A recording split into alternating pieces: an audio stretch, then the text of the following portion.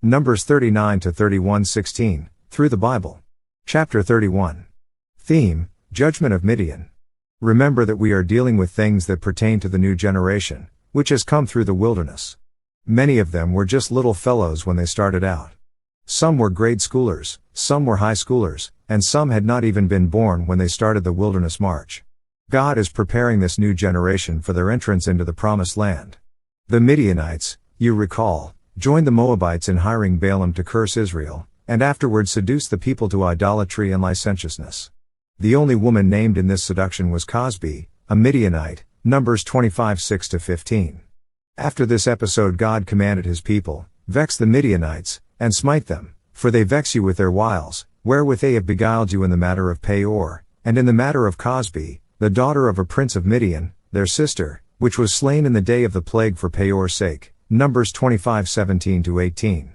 Midian in the wilderness is a type of the world. For the child of God, there is to be a spiritual separation from the world today. Judgment of Midian.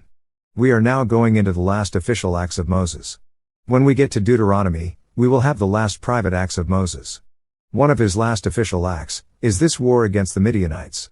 "And the Lord spake unto Moses, saying, Avenge the children of Israel of the Midianites, afterward shalt thou be gathered unto thy people.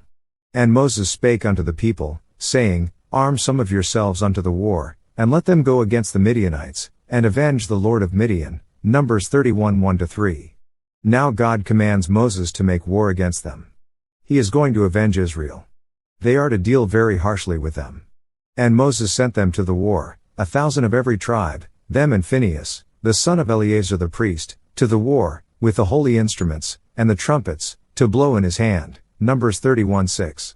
Moses sent out 12,000 men to go to war, 1,000 from each tribe. The holy instruments, the articles of furniture in the tabernacle, were to go along, indicating that this was a spiritual warfare.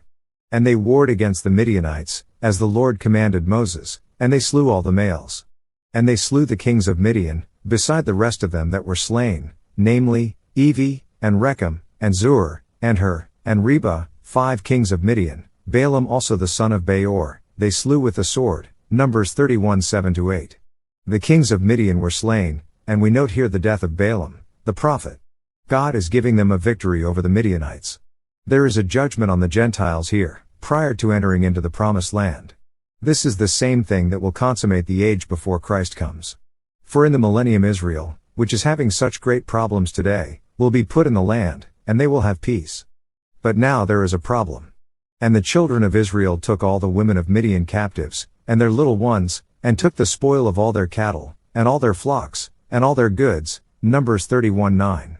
God gave them a tremendous victory, they did not even lose one man. Verse 49.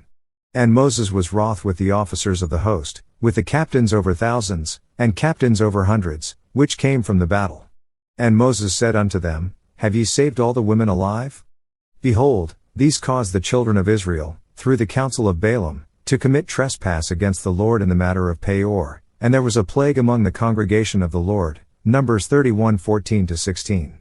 There was a great problem with the children of Israel. God had taken them out of Egypt in one night.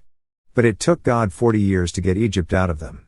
And even now, after they had been tricked into idolatry through the advice of Balaam to the Midianites, they still bring the Midianite women into their camp. That is the problem with worldliness. It is not wrong for us to be in the world, that is where God has placed us. The great issue is whether the world is in us, in our hearts, and lives. The important lesson of this chapter is that it calls for spiritual separation from the world. Where are you walking? Do you walk in the light? Are you in the Word of God? Are you in fellowship with Christ?